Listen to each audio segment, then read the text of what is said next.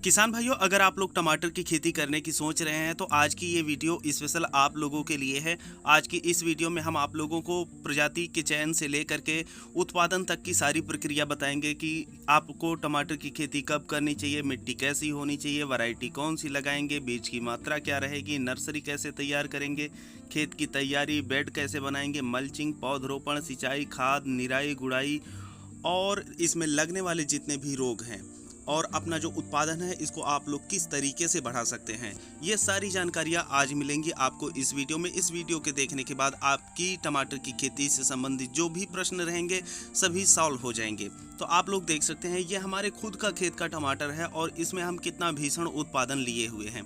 कई लोगों को ये फेंक लग रहा होगा, इस वजह से हम जिस खेत में इस वीडियो को रिकॉर्ड किए हुए हैं उसी खेत में हम शुरू से अंत तक की सारी चीज़ें आप लोगों को दिखाएंगे और बाद में आप लोग देखेंगे कि उत्पादन इसका किस तरीके से होता है। नमस्कार, मैं हूं देव मौर्य और आप लोग देख रहे हैं स्मार्ट किसान यूट्यूब चैनल। अगर अभी तक आप लोग स्मार्ट किसान यूट्यूब चैनल को सब्सक्राइब नहीं किए हैं तो सब्सक्राइब करके बेल का आइकन दबा दीजिए, जिससे आप लोगों को खेती बाड़ी से संबंधित सही सटीक और व्यवहारिक जानकारी समय समय पर मिलती रहे। जब हम टमाटर की खेती करने जाते हैं तो सबसे पहला सवाल ये आता है कि इसकी खेती की शुरुआत हम कब से करें, मतलब हमें कब टमाटर की खेती करनी शुरू कर देनी चाहिए होती है। तो देखिए, हम आप लोगों को बताते चले कि अगर आप लोग नए किसान हैं तो आप लोगों को बहुत अगेती टमाटर की खेती नहीं करनी चाहिए या बहुत पछेती टमाटर की खेती नहीं करनी चाहिए। आप लोग मध्यम अवधि में जाकर के इसकी खेती कर सकते हैं। जो टमाटर की खेती होती है इसे पूरे वर्ष किया जा सकता है, मतलब अगर आप चाहे जब इसकी खेती कर सकते हैं। चाहे जब का मतलब ये होता है कि किसी बीच वाले समय में नहीं कर सकते हैं। जैसे अगर आप लोग चाहें तो रबी के मौसम से शुरुआत कर सकते हैं, जायद के मौसम से शुरुआत कर सकते हैं और खरीफ के मौसम से शुरुआत कर सकते हैं। लेकिन उत्तर भारत के क्षेत्र में ये देखा जाता है कि जहाँ पर पाले की समस्या होती है वहाँ पर रबी के मौसम में जो टमाटर की खेती होती है उसको किसान नहीं करते हैं। तो ऐसे में हमें एक चीज़ का ध्यान देना होता है कि अगर हम ठंडी में टमाटर की खेती कर रहे होते हैं और हमारे क्षेत्र में पाले पड़ते हैं तो जो हमारी टमाटर की फसल होती है यह खराब हो सकती है। तो ख़ास तौर पे उत्तर भारत में जो सही समय होता है वह आपका पहला जायद में अगर आप करने जा रहे हैं तो फरवरी से शुरुआत कर सकते हैं। और वहीं पर अगर आप लोग खरीफ के मौसम में इसकी खेती करने जा रहे हैं तो आप लोग इसकी शुरुआत जो है जून और जुलाई के बीच में कर सकते हैं। ध्यान रखें कि यह जो समय है इससे 1 महीने पहले आपकी नर्सरी तैयार कर देनी चाहिए। और अगर आप लोग रबी के मौसम में खेती करने की सोच रहे हैं तो ऐसे में सितंबर और अक्टूबर में जाकर के आप लोग पौधरोपण कर सकते हैं। अब बात आती है कि जो हम टमाटर की खेती करने जा रहे हैं उसके लिए किस प्रकार की मिट्टी सबसे अच्छी रहेगी। हम आप लोगों को बताते चले कि जो टमाटर की खेती होती है किसी भी उपजाऊ मिट्टी में आप लोग इसकी खेती बहुत ही आसानी से कर सकते हैं, कोई भी समस्या नहीं है। लेकिन उस मिट्टी का जो पीएच होता है यह 6 से 7 के बीच में होना चाहिए और वहाँ पर जल निकासी की अच्छी व्यवस्था होनी चाहिए, क्योंकि अगर जल निकासी की व्यवस्था नहीं रहेगी तो ऐसे में अगर आप जून जुलाई के मौसम में खेती करने जा रहे हैं तो इसी समय भारत में मानसून आते हैं और अच्छी खासी बारिश होती है। तो ऐसे में आपके खेत में पानी लग जाएगा जिसकी वजह से जो आपके टमाटर की फसल है यह पूरी तरीके से गल जाएगी, तो आपका सारा किया धरा सब कुछ खराब हो जाएगा। तो इस वजह से आप लोगों को ध्यान देना ये है कि मिट्टी उपजाऊ होनी चाहिए, पीएच 6 से 7 के बीच में होना चाहिए और वहाँ पर जल निकासी की व्यवस्था होनी चाहिए। उस मिट्टी में आप लोग आराम से इसकी जो खेती है कर सकते हैं। यहाँ पर मिट्टी के बारे में हम लोग तो जान चुके हैं, लेकिन किसी जो फसल का उत्पादन होता है यह कई कारणों पर निर्भर करता है और उनमें से एक कारण है जो हमारा बीज का चयन होता है, यह हम किस प्रकार का कर रहे होते हैं। देखिए, सामान्यतः अगर आप कमर्शियल लेवल पे टमाटर की खेती करने जा रहे हैं तो आपको कोशिश ये करनी चाहिए कि आप लोगों को हाइब्रिड जो टमाटर की सीड है यही उठाना चाहिए। तो यहाँ पर कुछ प्रजातियाँ हैं जिनमें कुछ सरकारी हैं, कुछ प्राइवेट हैं। अच्छी समझ करके हम छांट करके आप लोगों के लिए लेकर के आए हुए हैं, लेकिन आप लोग भारत के अलग अलग क्षेत्रों से होंगे तो आपके क्षेत्र के हिसाब से जो वैरायटी अच्छी हो उसको पता करके आप उन्हीं वैरायटियों को लगाएं। लेकिन आप लोगों को एक और इम्पॉर्टेंट चीज़ हम बताते चले कि जो टमाटर की वैरायटियाँ आती हैं इसमें 2 प्रकार की प्रमुख होती हैं। सबसे पहले उनकी जो शाखाएं होती हैं उनके आधार पे बांटा जाता है। जैसे छोटे पौधे, जो छोटे पौधे होते हैं इनका जो उत्पादन होता है यह प्रति पौधे कम होता है, लेकिन इनकी समय भी कम होती है और खेत आपका जल्दी खाली हो जाता है। वहीं पर लंबे पौधे की वैरायटियां आती हैं, इनका जो उत्पादन होता है यह उनकी अपेक्षा बहुत ज़्यादा होता है ये वैरायटी जो होती है ये थोड़ा सा लंबे समय तक चलती है। तो अगर आप कम समय के लिए टमाटर की खेती कर रहे हैं तो छोटे पौधे वाली की खेती कर सकते हैं।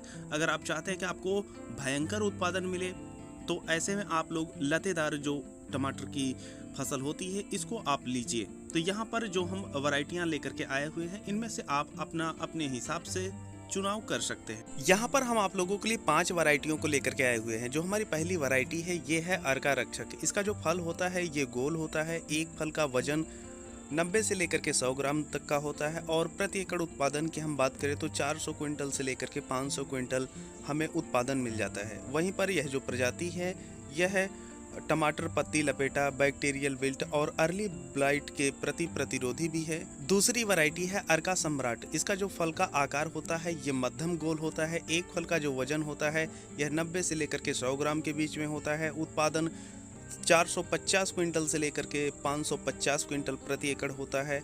यह टमाटर पत्ती लपेटा, बैक्टीरियल विल्ट और अर्ली ब्लाइट के प्रति भी प्रतिरोधी होता है। तीसरी वैरायटी नामधारी 4266 है। इसके जो फल का आकार होता है ये सपाट गोल होता है। एक फल का जो वजन होता है यह 90 से लेकर के 100 ग्राम के बीच में होता है। प्रति एकड़ इसका जो उत्पादन होता है यह 500 क्विंटल से लेकर के 600 क्विंटल तक होता है। हमारी जो चौथी वैरायटी है ये है सेमनीज का अभिलाष।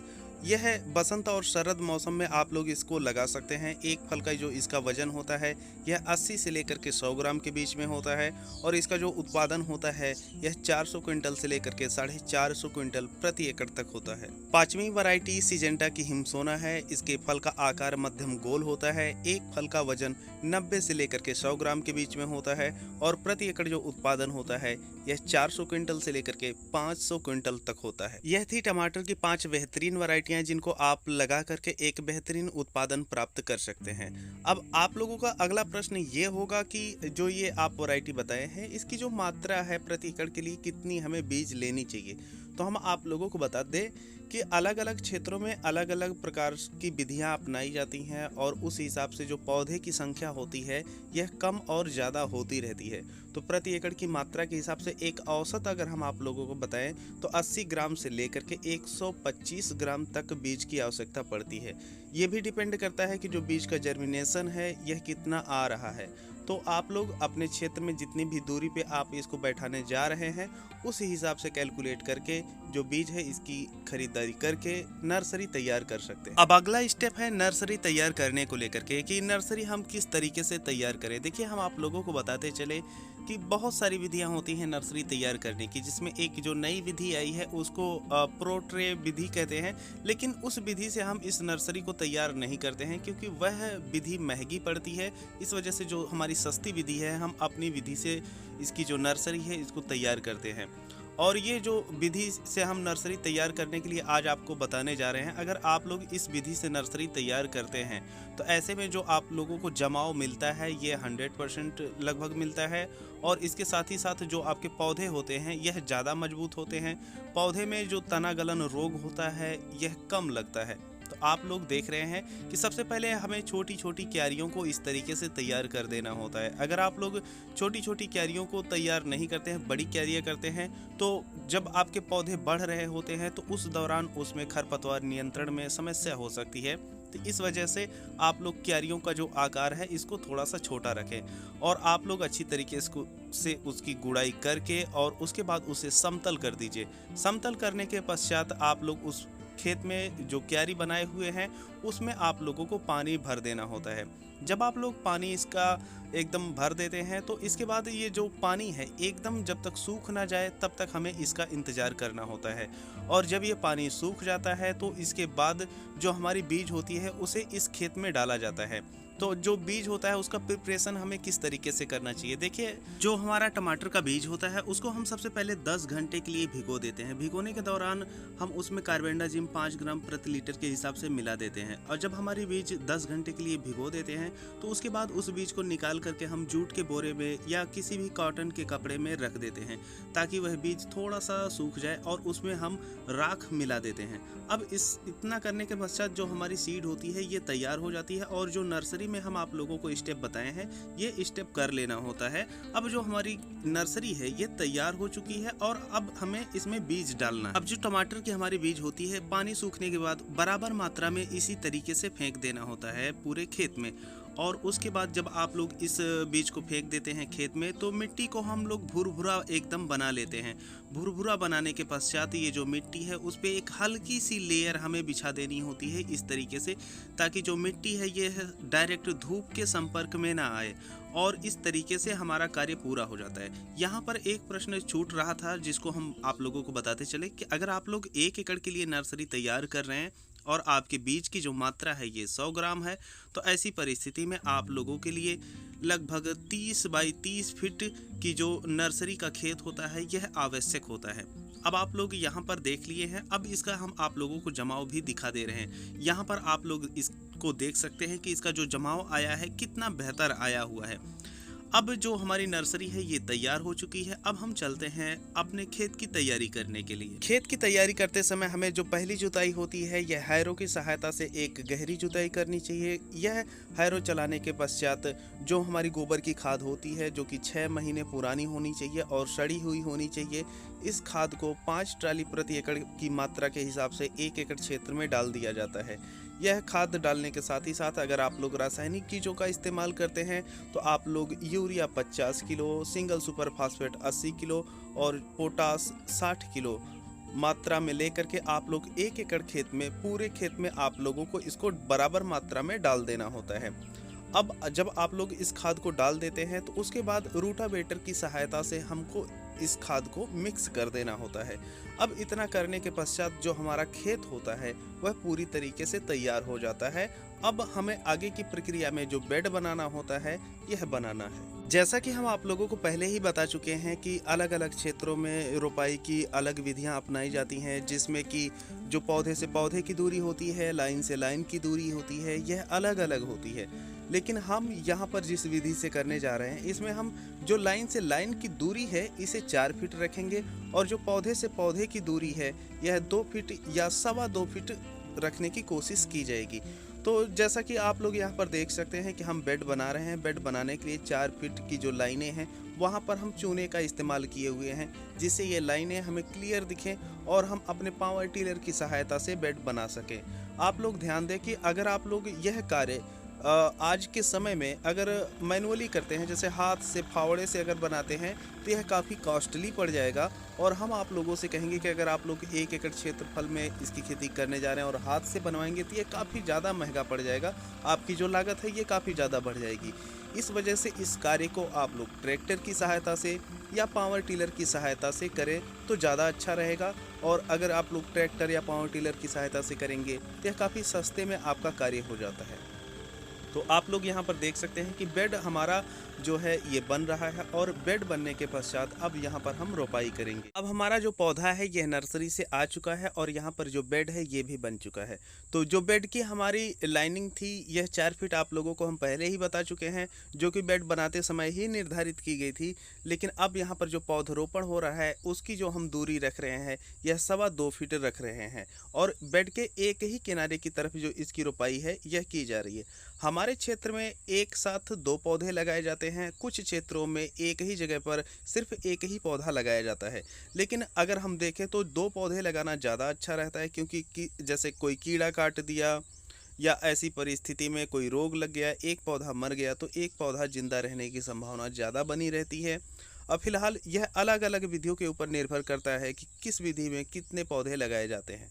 तो यहाँ पर आप लोग देख सकते हैं कि खुरपे की सहायता से बेड के किनारे छोटा सा गड्ढा करके जो हमारा पौधा है टमाटर का यह लगभग 1.5 इंच नीचे डाल करके फिर मिट्टी से ढक दिया जा रहा है और मिट्टी जो है हल्का सा टाइट कर दी जा रही है। जब भी आप लोग पौधरोपण करने जाते हैं तो ध्यान रखें कि अगर गर्मियों के दिन है या तापमान ज़्यादा है तो ऐसे में पौधरोपण का जो कार्य होता है इसको शाम के समय करना चाहिए, नहीं तो जो हमारे पौधे हैं इनमें मरने की संभावना ज़्यादा बनी रहती है। तो जब आप लोग पौधरोपण कर लेते हैं तो उसके पश्चात अगर आप गर्मी में पौधरोपण कर रहे हैं तो ये जो नालियाँ आपको दिखाई दे रही हैं इसमें आप लोगों को डायरेक्ट सिंचाई कर देनी चाहिए।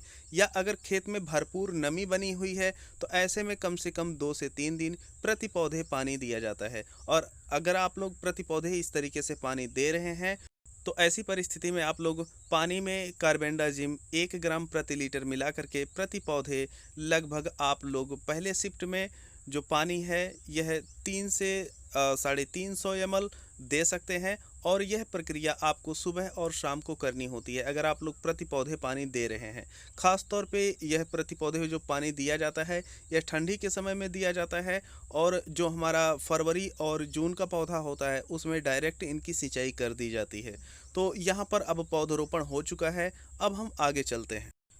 यहाँ पर आप लोग एक चीज़ ध्यान दिए होंगे कि यहाँ पर बेड वगैरह सब कुछ तो बनाया गया है, लेकिन यहाँ पर मल्चिंग नहीं की गई है। तो देखिए आप लोगों को हम बताते चलें कि अगर आप लोगों के पास ड्रिप सिस्टम है सिंचाई करने के लिए तो ऐसी परिस्थिति में आप लोगों को मल्चिंग करनी चाहिए। लेकिन अगर आप लोगों के पास ड्रिप सिस्टम नहीं है तो ऐसे में हम कहते हैं कि आप लोगों को मल्चिंग नहीं करना चाहिए, क्योंकि अगर आप लोग मल्चिंग कर देते हैं तो वहाँ पर जो डोज देनी होती है उसे आप ड्रेंचिंग के रूप में देते हैं, जिससे हमारी जो लागत है यह ज़्यादा बढ़ जाती है। और वहीं पर अगर हम इस तरीके से फ्लैट छोड़ देते हैं तो जो फर्टिलाइज़र हम देते हैं तो ये जो फर्टिलाइज़र होते हैं डायरेक्ट पौधे के पास आराम से पहुंच जाते हैं। क्योंकि अगर मल्चिंग लगी रहेगी तो वह पौधे जो हमारे फर्टिलाइज़र होते हैं नाली में डाले जाते हैं तो पौधे तक पहुंचने में उनको समस्या होती है। तो ऐसी परिस्थिति में हम यहाँ पर फ्लैट ऐसे ही छोड़ दे रहे हैं। लेकिन अगर आप लोगों के पास ड्रिप है तो आप लोग यहाँ पर मल्चिंग भी लगा दीजिए और ड्रिप की सहायता से जो भी आप लोगों को फर्टिलाइज़र देना है उसको दे सकते हैं। तो यहाँ पर ये सभी चीज़ें हो गई हैं। अब चलिए हम आगे की तरफ चलते हैं। देखिए जब हमारे पौधे थोड़ा सा आगे बढ़े हैं तो यहाँ पर कुछ खरपतवार भी हमको देखने को मिले हुए हैं। आप लोगों को हम बताते चले कि अगर आप लोग इन खरपतवारों से निपटना चाहते हैं तो ऐसी परिस्थिति में आप लोग पेंडामेथिलिन का प्रयोग पौधरोपण के समय कर सकते हैं। अदरवाइज अगर आप लोग ऑर्गेनिक तरीके से कर रहे हैं तो कोई ज़रूरत नहीं है। जैसे ही आप लोगों को खेत में खरपतवार दिखाई देती है तो ऐसी परिस्थिति में आप लोग उसकी निराई करवा दीजिए, क्योंकि अगर आपके खेत में खरपतवार रहता है तो जो खेत होता है ये देखने में अच्छा भी नहीं लगता है और जो किसान का मन होता है फिर उसमें काम करने का भी मन नहीं करता है। ये तो हो गई मनोवैज्ञानिक बात। लेकिन अगर हम देखें जो खरपतवार होते हैं ये कीड़े मकोड़े फंगस को निमंत्रित करते हैं। और इसके साथ ही साथ जो आपके खेत में फर्टिलाइज़र डाला गया है यह फर्टिलाइज़र ये पौधे बहुत तेज़ी से उठा लेते हैं, क्योंकि इनकी जो जड़ें होती हैं यह काफ़ी ऊपर होती हैं। तो इस वजह से अगर आप लोग साफ़ सफाई वगैरह कर देंगे तो यह आप लोगों के लिए काफ़ी आसान होगा। अब हमारे खेत में आप लोग देख सकते हैं कि साफ़ सफाई हो गई है। उसके बाद क्योंकि हमारी ये जो वैरायटी है यह लतेदार है तो इसके लिए हमें पौधे को सहारा देना होगा, नहीं तो जो हमारा पौधा है यह लेट करके नालियों में चला जाएगा, जिससे जो हमारे फल लगेंगे ये सड़ जाएंगे। तो हमारे टमाटर की जितनी भी लाइनें हैं उन लाइनों पर 10-10 फीट की दूरी पर ये जो बांस है ये लगा दिए जाते हैं और लगा करके इन बांस को वैसे ही छोड़ दिया जाएगा। अब यहाँ पर आप लोग देख रहे हैं कि स्प्रे हो रहा है। पहला जो हमारा स्प्रे होता है, जैसे कि अगर कोई कीड़े वगैरह आ रहे हैं तो उनको देखते हुए जो इमिडाक्लोप्रिड है और एक फंगिसाइड, यह पहला स्प्रे 15 दिन के अंतराल पे लगभग हम कर देते हैं 2 बार। और इसके ग्रोथ के लिए आप लोग NPK 19-19-19 या 20-20-20 3 ग्राम प्रति लीटर मिला करके स्प्रे करते हैं। तो ये स्प्रे हो गया है। अभी तक आप लोगों को कोई भी बेसल डोज नहीं देना होता है। लेकिन जब आपका पौधा जो होता है यह 1 महीने का हो जाता है तो उसके बाद आप लोगों को पहला बेसल डोज देना होता है। और जो पहला बेसल डोज दिया जाएगा वह किनारे ही दिया जाएगा। और यह जो बेसल डोज होता है इसमें आप लोगों को 50 kg यूरिया, 50 kg SSP और 30 kg पोटास लेकर के किनारे की तरफ डाल देना होता है। और डाल करके हमेशा आप लोगों को पानी लगा देना होता है। इस तरीके से करने के बाद जो आपका पौधा होता है अब यह 2 महीने का हो जाता है। तो 2 महीने के बाद जो आपको दूसरा डोज देना होता है बेसल डोज, उसमें आप लोग यूरिया को घटा देंगे। यूरिया की जो मात्रा रहेगी यह लगभग 25 से 30 किलो प्रति एकड़ और जो सिंगल सुपर फास्फेट है यह लगभग 70 से 80 किलो प्रति एकड़ और जो पोटास होता है यह लगभग 40 किलो प्रति एकड़ की मात्रा से दिया जाएगा। तो यह आपके 2 बेसल डोज हो गए हैं। और जब दूसरा बेसल डोज आप लोग देने जाते हैं तो जो आपके टमाटर के पौधे हैं यह फल फूल लेने लगते हैं और इनको ज़रूरत होती है फास्फोरस और पोटास की। अगर आप लोगों को लगता है कि आपके पौधे में सूक्ष्म पोषक तत्वों की कमी है तो आप लोग प्रति एकड़ लगभग 15 किलो सूक्ष्म पोषक तत्व इन खादों में मिला करके डाल सकते हैं। यह आप लोगों को जो हम खादें बताए हैं इतना डालने के पश्चात हर मिट्टी की जो क्षमता होती है यह अलग होती है। तो इस वजह से आप लोगों को ध्यान देना है कि अपनी मिट्टी के अनुसार ही आप लोगों को फर्टिलाइज़र देना है। यहाँ पर हम थोड़ी चीज़ें आप लोगों को बता दे रहे हैं, उस हिसाब से भी आप लोग अपने टमाटर की फसल में जो डोज है इसको बना करके दे सकते हैं।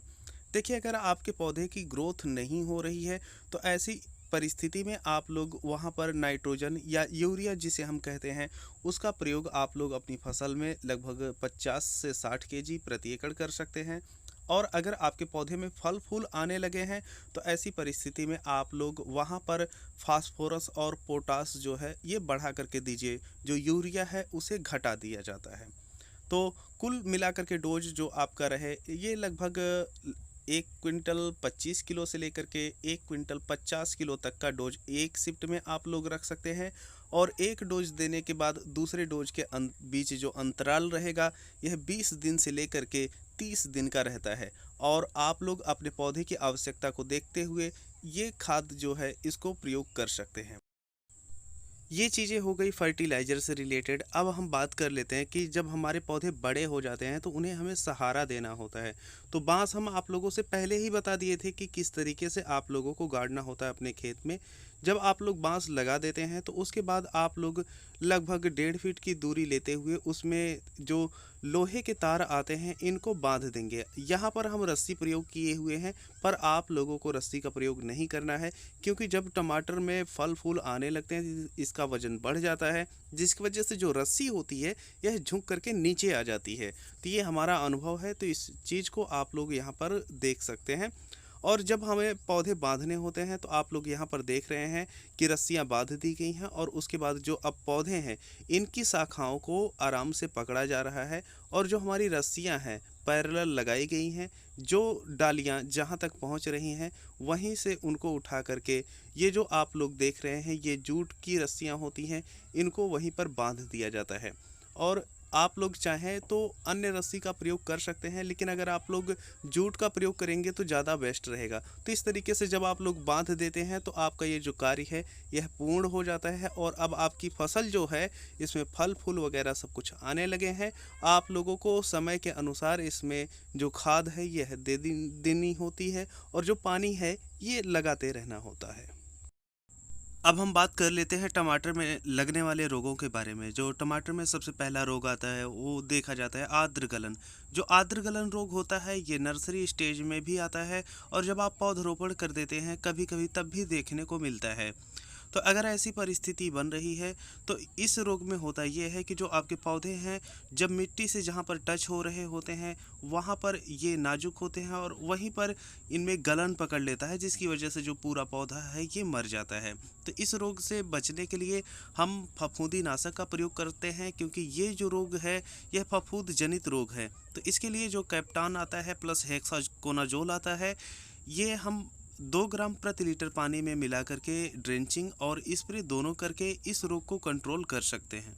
दूसरा जो रोग है ये है अगेती अंगमारी। यह भी एक फफूंद जनित रोग होता है। यह गहरे भूरे रंग से संकेंद्रित जो छल्ले होते हैं ये आपके पत्तियों पर दिखाई देते हैं और जो प्रभावित पत्तियां होती हैं यह पहले पीली पड़ती हैं और उसके बाद सूख करके गिर जाती हैं। और यह जो रोग होता है यह आपके फल पे भी दिखता है और आपकी पत्तियों पे भी रहता है। तो इस रोग से बचने के लिए आप लोग डाइथेनियम 45 2 ग्राम प्रति लीटर मिला करके स्प्रे कर सकते हैं। तो इस रोग से आप लोगों को छुटकारा मिल जाएगा। टमाटर में लगने वाला तीसरा रोग है पर्णकुंचन रोग। पर्णकुंचन जो रोग होता है इसमें जो आपके टमाटर की पत्तियां होती हैं ये काफ़ी छोटी-छोटी हो जाती हैं, जिससे जो आपका पौधा होता है ये झाड़ूनुमा दिखने लगता है और आपके जो फल-फूल लग रहे होते हैं ये बहुत कम हो जाते हैं, जिससे ओवरऑल जो आपका उत्पादन होता है ये काफ़ी ज़्यादा प्रभावित हो जाता है। और ये जो रोग होता है ये सफ़ेद मक्खी द्वारा ज़्यादा फैलता है और ख़ास तौर पे बरसात में या टमाटर की फसलों पे ज़्यादा अटैक देखने को मिलता है। तो इस रोग से अगर आप लोग छुटकारा पाना चाहते हैं तो ऐसी परिस्थिति में आप लोग मैलाथियान का स्प्रे अपनी टमाटर की फसल पे करके इस रोग से छुटकारा पा सकते हैं।